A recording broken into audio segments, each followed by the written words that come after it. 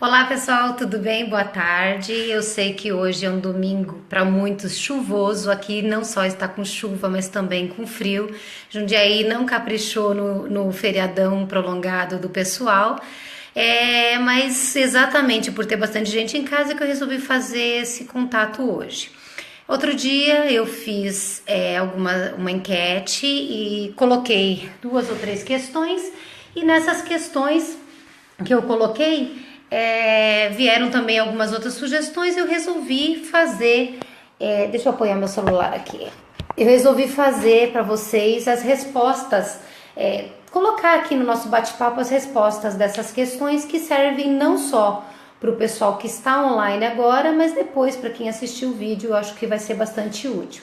Então eu vou começar primeiro, gente, com as questões que foram colocadas isoladas, porque eu acho que elas são cabíveis para muita gente. Vou tentar ser objetivo para nós não nos alongarmos muito, ok? Nós temos uma questão da Luciana que nos fala que conheceu uma mãe que está sofrendo muito com uma doença rara da filha. Coloca que a situação está muito ruim, que a menina está em cadeira de rodas, que a mãe é sozinha porque perdeu marido e um irmão de forma violenta, e também que a mãe dela teria desencarnado de tristeza. E essa mãe da moça está sofrendo de muita melancolia, e a Luciana obviamente diz que sentiu dó, misericórdia do sofrimento dessa mãe. Então, pessoal, é o seguinte: nós precisamos, isso eu sempre falo nas minhas palestras, como já falei em vídeo, como escrevo frequentemente, nós precisamos entender que nós não estamos aqui a passeio, a gente não veio aqui para tirar férias. Os sofrimentos, as dificuldades que nós temos, claro que a gente tem todo o direito de sentir essa angústia, essa agonia que dá, como também nós temos direito de pedir a Deus que nos ajude a enfrentar ou a minimizar nossas provas. Mas antes de nós encarnarmos, nós temos consciência de que somos devedores e nos propomos a encarnar com aqueles que são devedores conosco, e topamos algumas coisas, algumas experiências. Às vezes nós somos parceiros de crime no passado e temos que juntos nos colocar numa posição de quitar essas dívidas.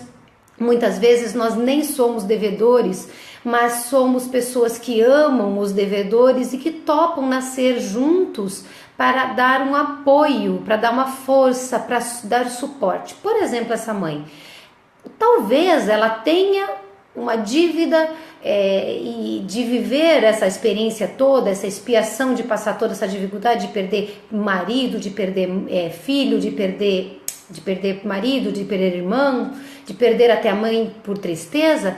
Mas se vocês pensarem bem, quem é o suporte da filha que também veio por uma expiação ou por uma prova? É essa mãe. E se ela copiar a atitude da própria mãe dela, que desencarnou de tristeza, ela vai acabar largando a filha sofrendo aqui. Então o que parece um grande problema e que a gente tem que ter dó, na verdade não tem que ter dó. A gente tem que ter misericórdia, que é um sentimento nobre. Nós podemos e devemos ajudar na medida das nossas forças materiais e também das nossas forças morais, fazer prece, dar apoio. Porque quando a desencarnação desta mulher acontecer, se ela cumpriu bem o papel dela de mãe com essa filha que passa por uma dificuldade muito grande, e se ela cumpriu bem, se ela entendeu bem o sofrimento que passou, se esse sofrimento educou-a espiritualmente, amadureceu-a espiritualmente, então é claro que ela sai daqui vitoriosa. Então, quando a gente olha para trás depois da desencarnação e diz assim: puxa vida, valeu a pena cada sofrimento, porque a minha dívida está paga, então aí a gente percebe que isso que a gente viveu foi um átimo de segundo perante o tempo infinito que nós temos de vida a partir do momento em que fomos criados. Eu sei que dói, não é como se eu não tivesse coisas a sofrer e não visse pessoas que sofrendo, é que nós não conseguimos mensurar o valor e a importância desse momento presente. Vamos fazer o possível para não sofrer, vamos ajudar o possível para que o outro não sofra, mas vamos ser gratos a Deus por Ele ter confiado de que nós já tínhamos capacidade de passar pelas provações, ok? A segunda pergunta é da Rosane. A Rosane diz assim, que ela gostaria de saber um pouco mais sobre expiações e provas e dificuldades que a gente enfrenta aqui na Terra. E que ela conhece uma pessoa, e não está julgando, apenas comentando, que jamais ajudou ninguém, teve boa vontade de ajudar ninguém, e que essa pessoa passa por situações semelhantes àqueles que ela deixou de ajudar. E a Rosane termina dizendo, aqui se faz e aqui se paga, não é assim?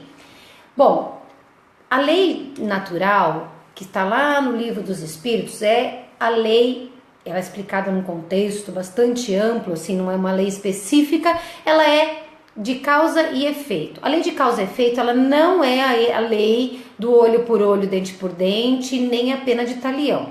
Olho por olho, dente por dente, ou podemos dizer a lei do karma, não é lei que o Espiritismo reconheça ou admita. Por quê?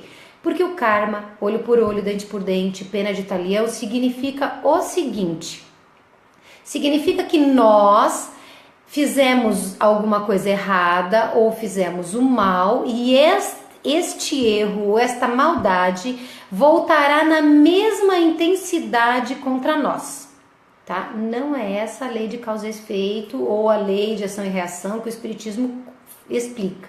Essa lei é diferente. Deus educa, ele não pune. Esqueçam o Deus vingativo, que muitas religiões pregam. Esqueçam o Deus que acha que nós temos que sofrer imensamente. A intenção de Deus é que nós aprendamos para desejar o bem, para sermos felizes, evoluindo cada vez mais até a perfeição. Então a lei de causa e efeito, a lei de ação e reação, ela vem assim: fizemos o mal, erramos, nos equivocamos, virá uma expiação no sentido contrário, ou seja, na nossa direção, e essa expiação será para quitar a nossa dívida, o que nós erramos. Vamos corrigir. E pode se tornar provação, ou no mesmo momento da expiação bem vivida, ela se torna provação, ou numa outra experiência se torna provação, porque já expiamos e podemos então provar. Provar o quê? Que já entendemos. Quando nós vivemos uma dificuldade e compreendemos que aquela dificuldade é educativa e pensamos assim, o que é que eu tenho que aprender com isso?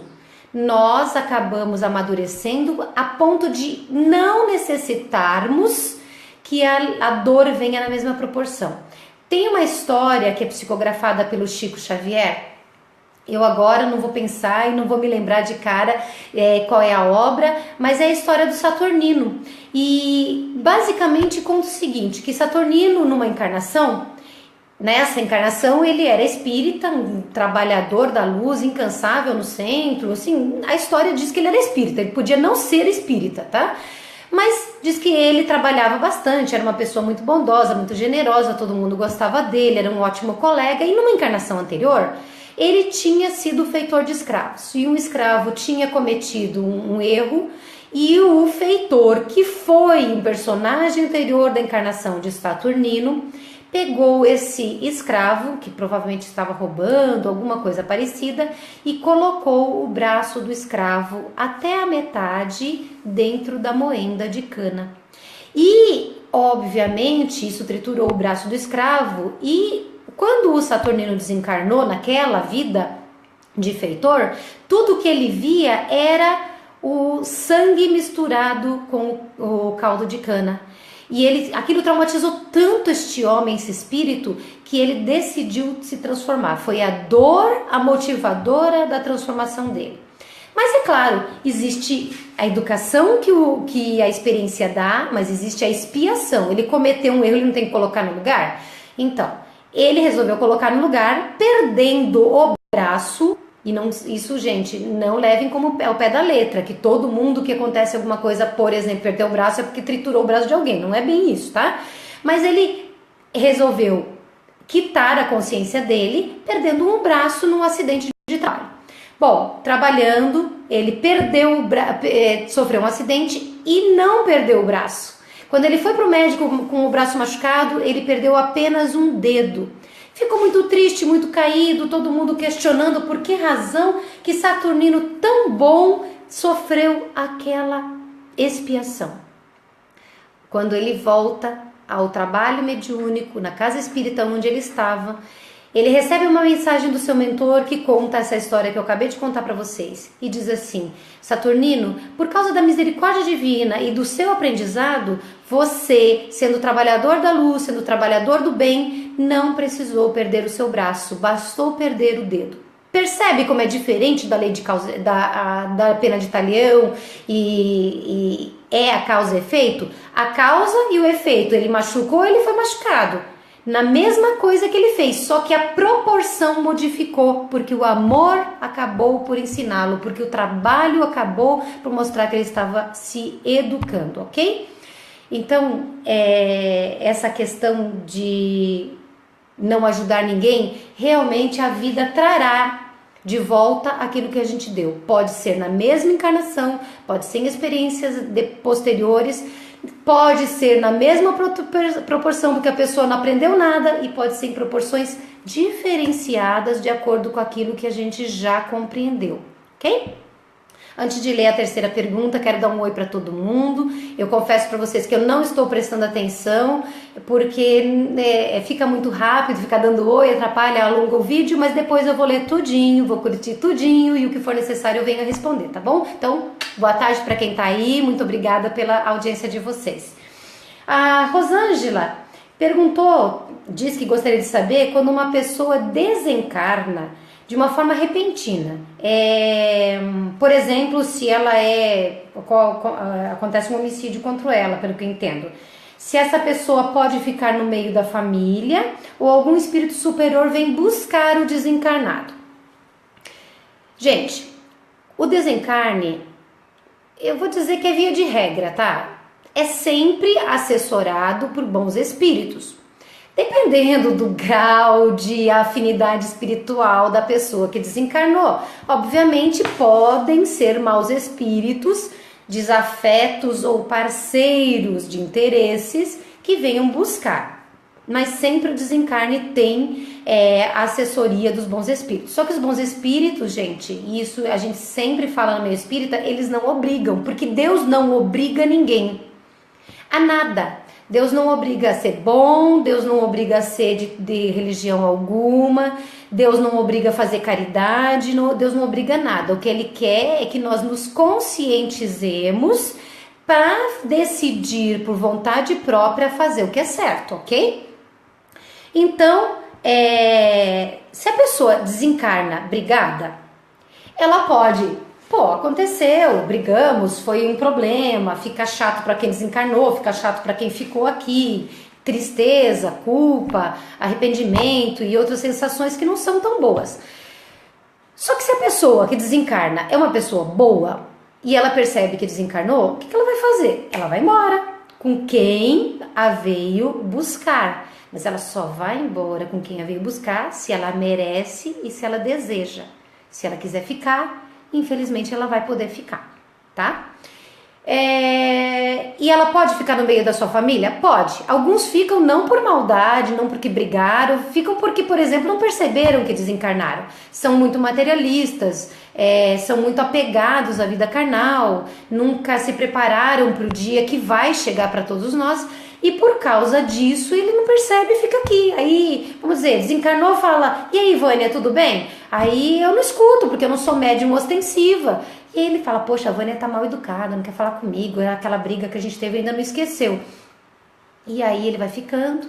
E daí ele vê, por exemplo, uma dificuldade no lar, ele vê um problema e ele quer ajudar e acaba interferindo. Então, o ente querido, que mesmo brigado ou não brigado, que permaneça no lar, ele pode virar sem querer um obsessor. Ele pode sem querer vir atrapalhar o lar. Como é que a gente resolve? Primeiro de tudo, para nós, tá? Para eles não dá para fazer isso que já desencarnaram, mas para nós, pensar que a morte vai chegar e é só uma transição, uma mudança. Em vez de sair daqui para o Japão, nós vamos sair daqui para o mundo espiritual. Em vez de voltar para um lar anterior que a gente teve, vamos voltar para nossa casa espiritual. Se a gente estiver pronto para esse momento, não vamos ser pegos, né, sem preparo para o nosso desencarne. Quanto aos que já partiram, Prece, gente, vamos rezar por eles, pedir aos nossos mentores que levem a Deus as nossas preces para que Ele compreenda a desencarnação, para que Ele nos perdoe se fizermos alguma coisa errada, para que eles saibam que nós os perdoamos se foram eles os causadores do atrito. Mesmo que não tenha tido atrito, que eles possam se adaptar à vida espiritual, que eles percebam que um dia a gente vai chegar lá e espera que eles nos encontrem, que eles estejam bem para nos encontrar. Que mais? Evangelho no lar. Evangelho no lar é muito importante. Se vocês pesquisarem no Google lá como fazer evangelho no lar, tem vários sites espíritas explicando, mas basicamente são 15, 20, 30 minutos, eu faço 30 minutos por semana, um dia na semana. Por exemplo, meu evangelho é hoje, domingo, às 19h30 até às 20h. Faz uma prece de abertura, agradecendo a Deus pela oportunidade, pedindo auxílio dos bons espíritos, pedindo participação dos nossos mentores espirituais. Faz uma leitura preparatória ou já abre o livro do Evangelho segundo o Espiritismo ou uma outra obra que seja de orientação moral, porque nem todo mundo que é espírita, de repente, um evangélico, um católico quer fazer e não quer fazer com uma obra espírita, não tem problema. Pega e lê um trechinho desse livro com a família, lê em voz alta, debate, chega a uma conclusão. Depois que terminar, faz uma prece final, uma vibração pela casa, pela proteção do lar, pela proteção da família. Estende isso para a vizinhança, para o bairro, para a cidade, para o país, para o mundo. Se a gente fizer 30 minutinhos por semana, o que são 30 minutos por semana, gente? A gente gasta muito mais do que isso no Facebook por dia, muito mais. Só que eu tô falando aqui já deu 20 minutos praticamente. Então, a gente precisa dedicar um pouquinho de tempo para trazer Deus para dentro de casa, convidar Jesus para estar conosco, dizer aos nossos mentores espirituais que nós estamos aqui. Isso vai ajudar com que os obsessores ou os nossos entes queridos que estão meio perdidos recebam o mesmo conhecimento que estamos estudando e recebam as vibrações que estão sendo colocadas no nosso lar. Faz muito bem para todos nós, tá? A outra pergunta, pessoal, a Cláudia. A Cláudia disse que gostaria de saber, se quando uma pessoa desencarna brigada com outra, mais ou menos no estilo que eu falei agora há pouco, e que está encarnada, se esse desencarnado vai ficar com ódio da pessoa que está aqui na Terra. Mais ou menos tem a ver com a pergunta anterior, embora sejam pessoas diferentes fazendo a questão. Na verdade, ela pode ou não pode ficar, isso depende da pessoa. Quando a gente desencarna e percebe que aquilo foi uma tolice, e muitas vezes a gente briga por coisas aqui na Terra que são grandes tolices, e que quando nós chegamos do outro lado a gente pensa, puxa, não valia a pena tanto desgaste. Então ela não vai ficar com ódio nenhum, ela vai seguir adiante. Agora, se é um sentimento profundo naquele que desencarnou, ele pode sim continuar carregando, e não raramente os nossos obsessores nascem deste sentimento. Então volta tudo que eu disse na resposta anterior, volta a recomendação do Evangelho no Lar, e para quem for espírita, costuma frequentar a casa espírita, também vale muito a pena colocar o nome do desencarnado no centro para as vibrações, fazer tratamento de desobsessão e sempre pensar bem, com prece, com carinho, com sentimento de perdão, com tolerância àquele que desencarnou. Porque se a gente fica pensando com raiva aqui do outro lado, gente, a ponte vibratória que nós construímos, batata, vai ter, leva e traz de sentimentos negativos, ok? A Cidinha disse que gostaria de saber que se a pessoa morre, essa pessoa, eu não sei se eu entendi muito bem a explicação dela, mas se ela pode ser ela mesma, ainda que ela não saiba. Eu acho que ela está falando de personalidade, alguma coisa assim. Mas tem que responder e é importante que a gente saiba. Eu hoje estou Vânia, eu não sou Vânia. Encarnação passada eu posso ter sido Joaquim. Nem outra encarnação eu posso ter sido Priscila, numa outra anterior eu posso ter sido Barnabé, na minha encarnação futura eu posso ser Maria, eu posso ser José. Eu, corpo físico, eu, personalidade, que é resultado da criação, da dinâmica de vida que nós vivemos, serei completamente diferente. Eu, espírito que animo Vânia hoje, sou o mesmo espírito que animou os outros personagens, porém amadurecida pelas experiências. E quando eu vier como Maria ou como José, serei o mesmo espírito mais amadurecido ainda do que como Vânia nesta oportunidade encarnatória. Nós podemos não lembrar e o esquecimento é uma bênção. Acreditem, o esquecimento de outras vidas, do que fizemos, de quem fomos, dos nossos amores e dos nossos ódios, dos nossos rancores, é uma bênção, porque nós não esquecemos espiritualmente. Essa história faz parte de nós, mas esta personagem Vânia, este corpo que não viveu aquilo, tem muito mais liberdade para ser, aprender e agir do que se lembrasse, ok? Então nós sempre seremos nós mesmos amadurecidos conforme as experiências. A Sônia pergunta ou comenta que o filho dela desencarnou muito jovem e que ela sentia que o desencarne do seu filho foi antecipado, que provocaram a morte dele e não teria sido a hora dele partir. E aí a pergunta dela é se todos temos um dia para morrer ou se alguns podem ter a sua partida antecipada. Percebam uma coisa, gente, é muito delicado a gente pensar nesse negócio de que nós não estávamos na hora de morrer e morremos. Porque, ressalvadas as questões de interpretação de como a pessoa escreveu e de como eu compreendo, nós acharmos que morremos antecipadamente por não era hora, é um grande equívoco da nossa parte. Se nós morremos antes da hora por suicídio, sim, é possível desencarnar antes por suicídio, indireto ou direto. A eutanásia, por exemplo, é uma forma de nós nos suicidarmos, porque estamos antecipando o tempo da morte. O que é o tempo da morte? Não, eu não vou morrer e nem vocês vão morrer no dia XYZ. Não vai ser no dia 4 de abril de 2037. A gente não sabe. Pode ser dia 4 de abril, pode ser dia 10 de maio, pode ser em dezembro de 2017. A questão é que num determinado espaço de tempo aumenta a probabilidade de desencarnação, que por N razões pode ser postergada um pouquinho. Vamos dizer, a pessoa está vivendo muito bem a sua expiação, muito bem a sua prova, e esta experiência ficar mais um tempo acontecendo vai fazer muito bem para a alma dela. Então ela pode até permanecer um pouquinho mais. Essa pessoa está vivendo muito mal a sua expiação, está vivendo muito mal a sua prova, e por essa razão a espiritualidade decide, acha por bem que para aquela pessoa não piorar os seus erros, não aumentar a sua dívida, que ela seja desligada um pouco antes. Então não existe isso de morrer antes ou morrer depois, sem que esteja previsto e útil, que seja útil.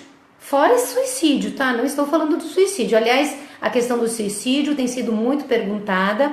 É um tema bastante delicado. Eu escrevi hoje no grupo que eu não vou fazer vídeo sobre suicídio, porque é um vídeo que é um tema que você tem que pensar com carinho na forma como vai falar. Então eu já escrevi um texto que eu estou organizando para ficar bastante didático e vou postar em breve o texto sobre suicídio para vocês, que então não é esse o assunto que nós estamos falando. Agora, no caso do filho, se ele não foi assassinado, se não houve um homicídio, que a mãe percebeu intuitivamente que pode ter acontecido, então ele desencarnou na época certa. Se não foi suicídio, não foi homicídio, ele desencarnou na época certa. E como eu falo esse homicídio, pelo amor de Deus, abre aspas aí.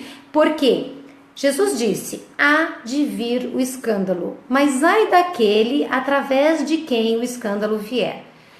Vamos voltar à questão da lei de causa e efeito. De repente, nós cometemos um erro e esse erro, nesta encarnação, resulta da nossa desencarnação por de uma forma mais agressiva, de uma forma mais violenta. Digamos que essa pessoa causou um desencarne jogando um tijolo na cabeça de alguém, dando uma pancada na cabeça de alguém.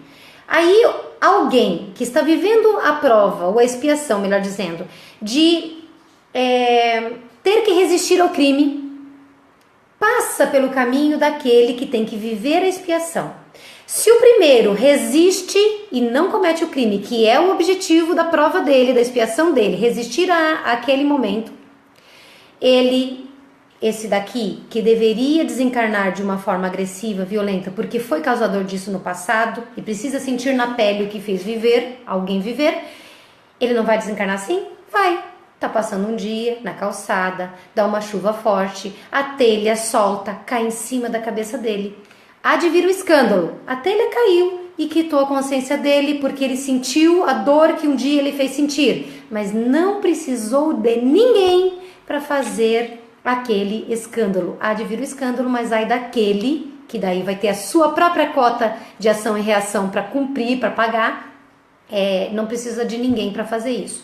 Então, no caso da Sônia, eu acredito que, claro, Sônia, eu posso estar errada, tá? Mas eu acredito que seja mais uma angústia de mãe. Eu sou mãe e a gente pensa mesmo que o nosso filho era muito cedo para partir, que não deveria ter partido, mas às vezes a gente tem uma intuição ou é mais o pânico, o medo, a angústia de achar que ele tinha tanta vida pela frente. Mas tem gente que desencarna cedo sim e desencarna exatamente da forma prevista e no tempo previsto, tá bom?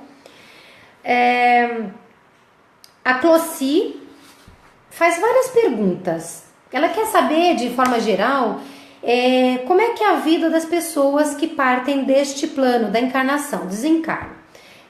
Se eles podem vir para cá sempre que quiserem, ou se eles ficam sempre lá no plano espiritual e fazendo o que lá? Será que a vida lá é só religiosa? E depois eu passo para a segunda parte das perguntas, vou ficar nessas aqui por enquanto. Na verdade, os espíritos podem circular à vontade, tá? Os maus espíritos podem vir o tempo todo, e eu me lembro que o Márcio fez algum comentário a respeito disso num dos vídeos dele, ao vivo, e disse assim, se os maus espíritos podem vir, os bons também podem. A diferença é que os maus espíritos, ou os espíritos inferiores, atrasados, eles não são regrados, eles não gostam de obedecer ordem, regra, eles vão e vêm aonde eles querem, quando eles querem. Só que eles têm limites. Por exemplo, num centro espírita, numa igreja católica, num templo bandista, num terreiro umbandista, num templo budista ou evangélico, que é um momento de prece, de vibrações elevadas, de oração, não vão entrar, a não ser com permissão superior, espíritos baderneiros. Eles só vão entrar se for deixado, se for permitido. Então eles podem vir e podem ficar circulando. Então, por que a vibração é importante? Por que é importante orar e vigiar, como Jesus falou? Porque nós mudamos a vibração e não nos sintonizamos com os espíritos inferiores.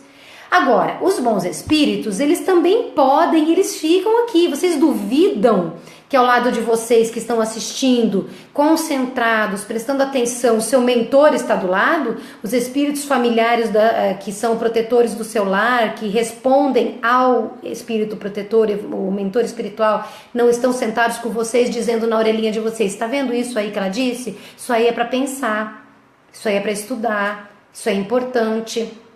E que o meu mentor não esteja aqui do meu lado, colocando a mão na minha cabeça e dizendo, Vânia, fala tal coisa, mesmo não sendo médium ostensiva, mas a boa vontade, o amor em receber a informação e em dar a informação, isso faz com que a gente esteja elevando a nossa vibração e recebendo informações.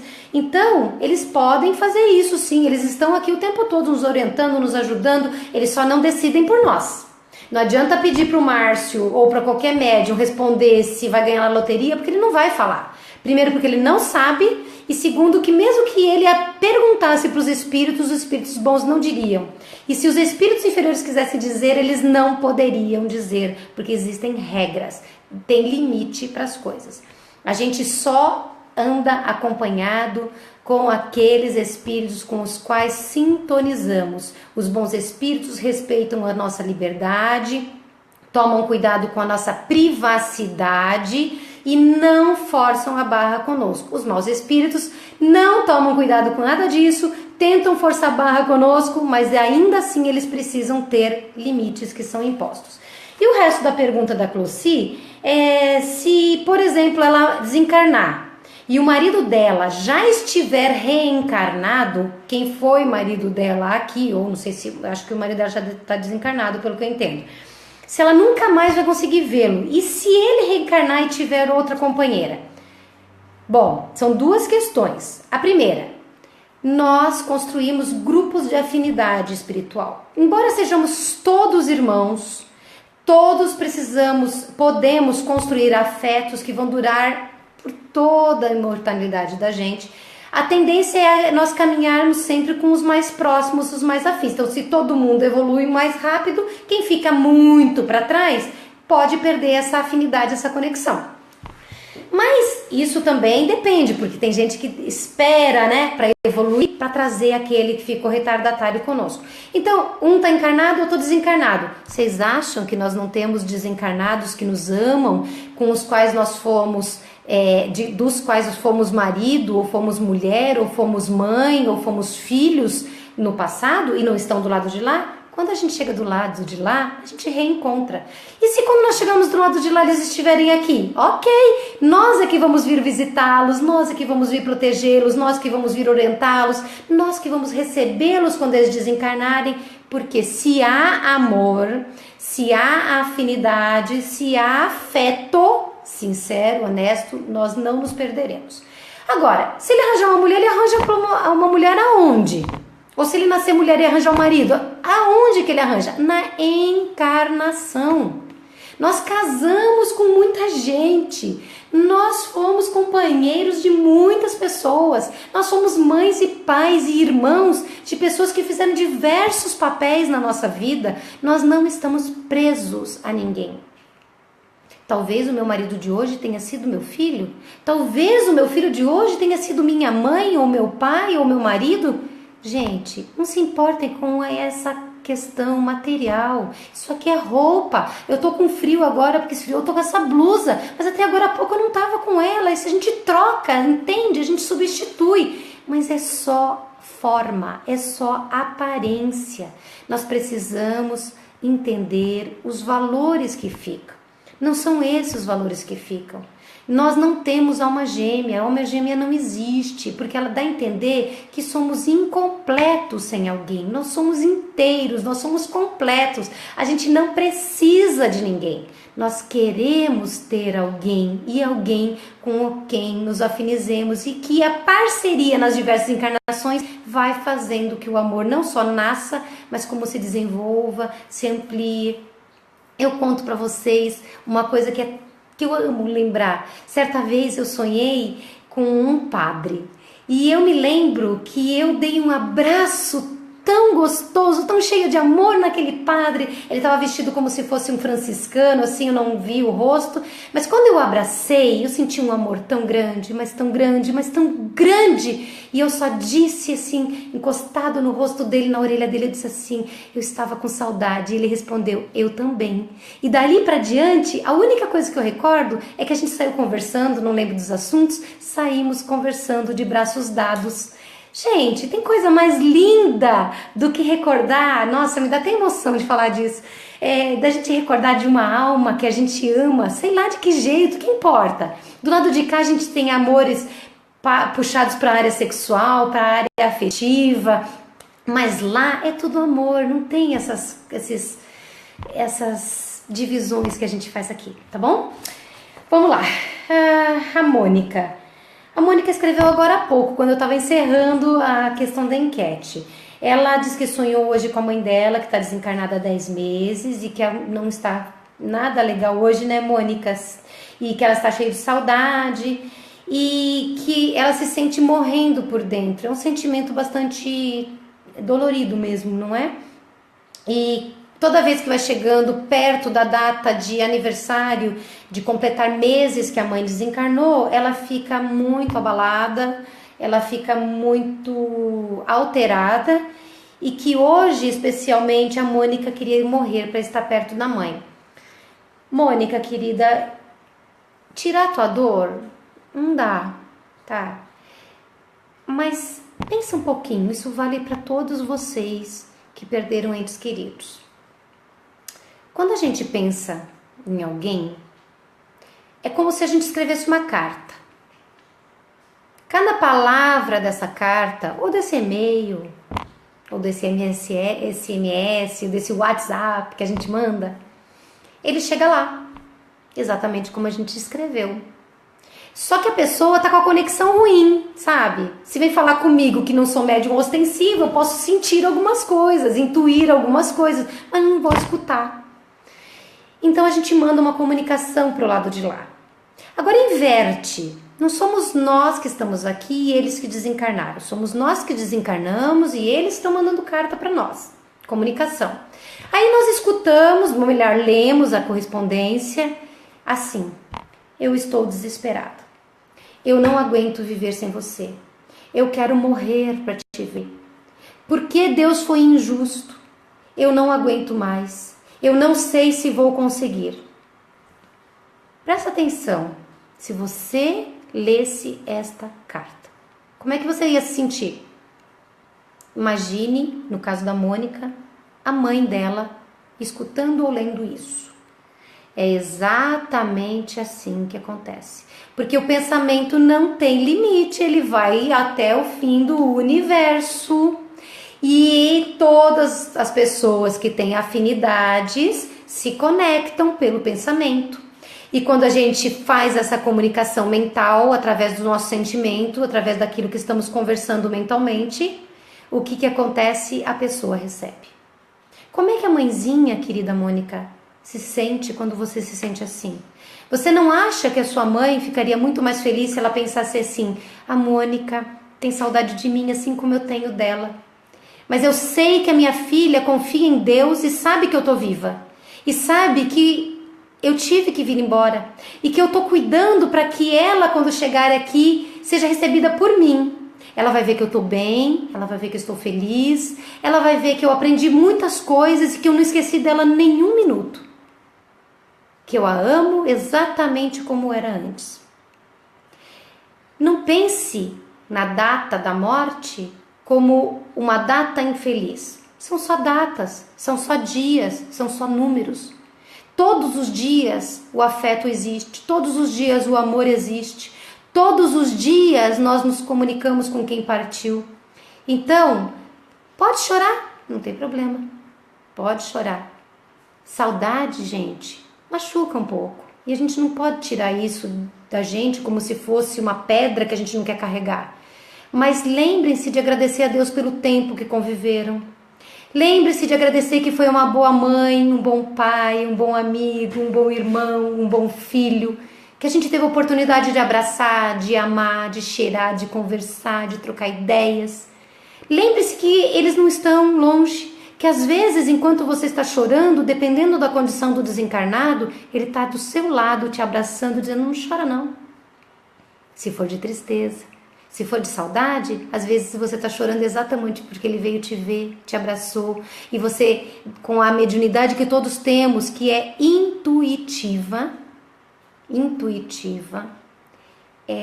nós podemos sentir. Nem todo mundo vê espírito, gente. Nem todo mundo escuta espíritos, mas todos sentimos os espíritos.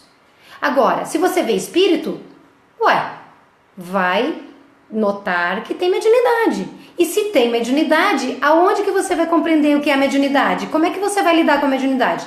Geralmente estudando. O Espiritismo tem uma obra chamada O Livro dos Médiuns, para a gente estudar. Lá fala inclusive da mediunidade que você não vê, não ouve, intuitiva, inspirada. Agora, está vendo? Não sabe lidar? Às vezes até percebe o ente querido, não sabe lidar com aquilo. Tem gente que espera tanto, né, para ver o ente querido, quando ele aparece pela mediunidade, sai correndo, né, de medo. Eles não mudaram, gente, são as mesmas pessoas que nós amamos em vida. Então vai fazer um curso na casa espírita, um curso de médiuns, para poder entender como é que lida com isso, ok? Deixa eu ver, quanto tempo eu já falei? 40 minutos pelas minhas contas. Eu repito, para quem chegou depois, que eu não estou lendo as perguntas agora, que eu não estou comentando, não estou dando oi pelo nome, porque acaba sendo muito rápido para nós ao vivo, e eu já tinha pego as questões que foram colocadas na enquete que eu coloquei no grupo, ok? Mas a gente vai respondendo, depois eu vou e olho todos os comentários, não vou dar oi, porque às vezes tem bastante, mas eu curto todo mundo e quem tiver que responder eu respondo depois. Existiam algumas perguntas da enquete que eu vou responder rapidinho, deixa eu ver aqui. Desdobramentos após o desencarne. Nós, basicamente, vamos para as áreas de nossas afinidades, ok? Se nós somos bons e bem intencionados, ainda que imperfeitos, a tendência é sermos recebidos pelos bons espíritos, pelos nossos entes queridos, e sermos levados para uma colônia espiritual. Se passamos por uma doença muito forte na nossa vida, ou por um desencarne um pouco mais rápido ou violento, nós podemos ser levados para hospitais na vida espiritual, passar por um tratamento de reharmonização e depois vamos estudar, vamos trabalhar, vamos conviver com os espíritos de lá e de vez em quando com os daqui, porque quando a gente dorme, corpinho dorme, espírito vai passear. Vai passear onde? Depende da afinidade, depende se você ora antes de dormir, se você é bem intencionado, depende daquilo que você quer ver. Ou se nós somos pessoas muito inferiores, viciadas de diversas formas, drogas, álcool, sexo, violência e jogos e etc., nós vamos desencarnar e vamos para locais de afinidade. Nós vamos nos encontrar com aqueles que nós fizemos parceria enquanto estávamos aqui, com o corpinho desperto, saudável, mas que em espírito nós fizemos amizade e tratamos de fazer vínculo.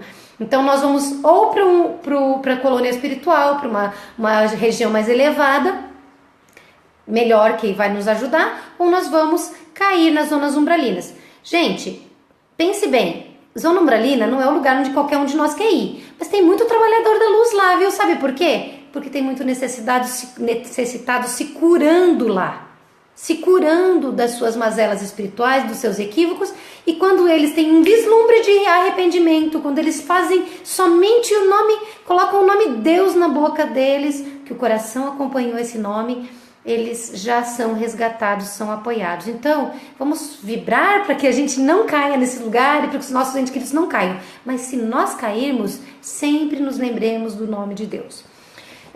Desdobramentos durante o sono, projeção astral, percepção extrasensorial. Gente, todos os dias nós desdobramos. Os sonhos podem ser das nossas preocupações cotidianas, nós podemos simplesmente, o corpo dorme, o espírito desdobra. Com um fio aqui, que seria o que comumente o pessoal por aí chama de cordão de prata, esse fio aqui é que conecta. Esse fio se expande ao infinito, o corpo dormindo, o espírito vai passear, isso é desdobramento. Existe o desdobramento consciente, em que eu, Vânia, dormindo, meu corpo dormindo, eu, espírito, vou passear por aí e me recordo do que fiz, faço as coisas de forma consciente. Esse desdobramento acontece toda noite, ou quase toda noite. Se nós estivermos muito cansados, podemos ficar perto do corpo. Se nós tivermos medo, podemos ficar perto do corpo, mas normalmente a gente vai dar uma voltinha por aí. É o que se chama de projeção astral. A projeção astral está mais ligada pelas teorias que falam da consciência. Tem conscienciologia, né? Tem o IPPB, Instituto de Projeciologia... eu não lembro, IPPB, Instituto de Projeciologia Brasileira, tem também o IIP, que é Instituto Internacional de Projeciologia. Não são institutos espíritas, mas não deixam de estar conectado com a verdade espírita, com a teoria espírita, que na verdade, inclusive o IIP nasceu do Valdo Vieira, que foi antigamente, antes de se afastar do espiritismo, ele foi um parceiro de Chico Xavier nas comunicações psicográficas, tá? Vale como estudo, como ciência. Conceitos gerais sobre reencarnação: nós reencarnamos sempre até não precisar reencarnar mais, e esse momento nós achamos muito perfeitos. Quanto mais materiais os números, os mundos que nós reencarnamos, mais denso é o nosso corpo, e quanto mais evoluídos, menos denso é o mundo em que vivemos, menos denso é o corpo que temos na encarnação.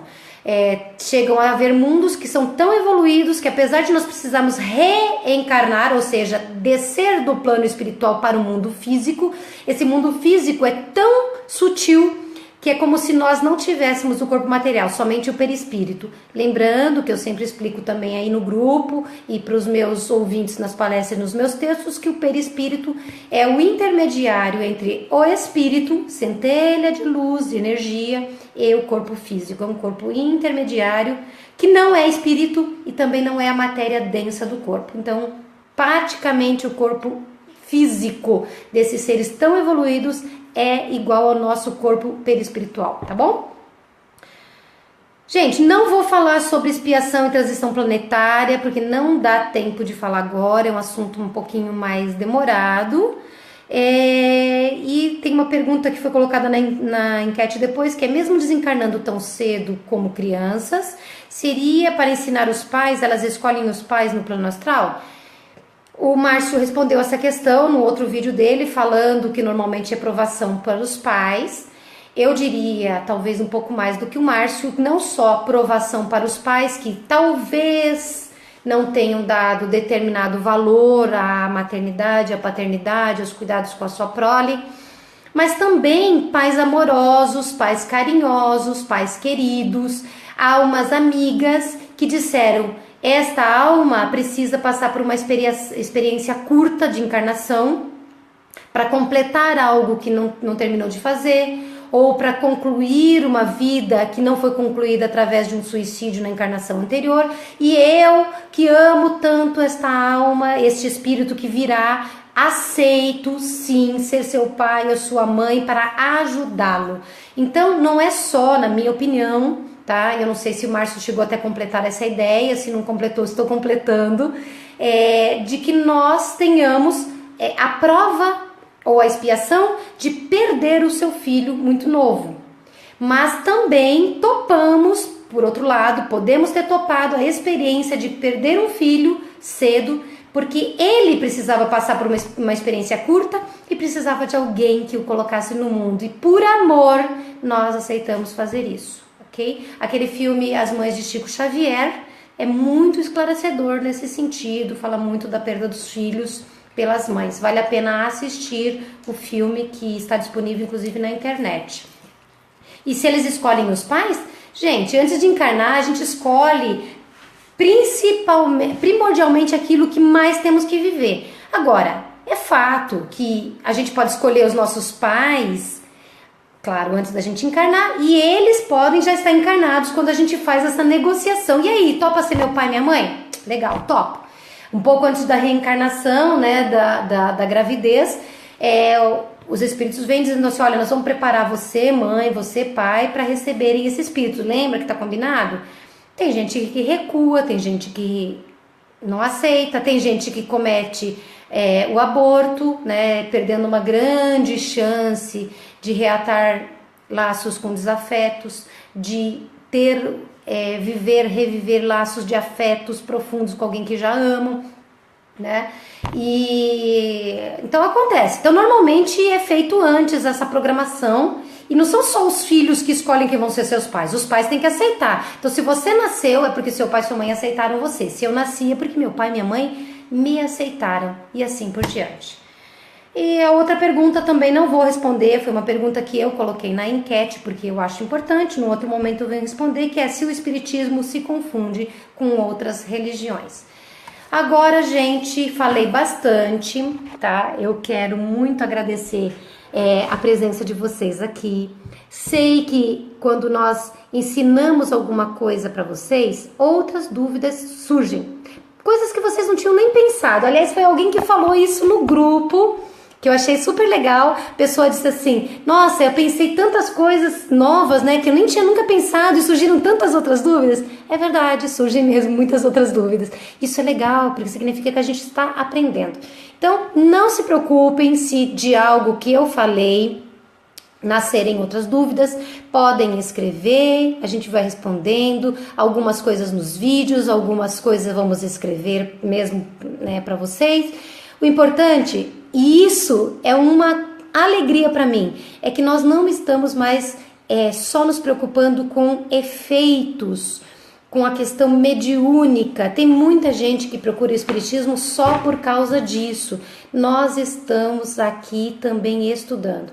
Pessoal, o Evangelho segundo o Espiritismo é importante de ler, tem capítulos muito bons. Um dos capítulos que serve para todos nós trata sobre a causa das aflições originadas no passado, e também outro capítulo que fala das causas das aflições causadas pelo presente. O Livro dos Espíritos é maravilhoso, fundamental para o nosso conhecimento. Se vocês estão interessados em aprender um pouquinho, mesmo que não sejam espíritas, o espiritismo não exige que ninguém seja espírita para estudar.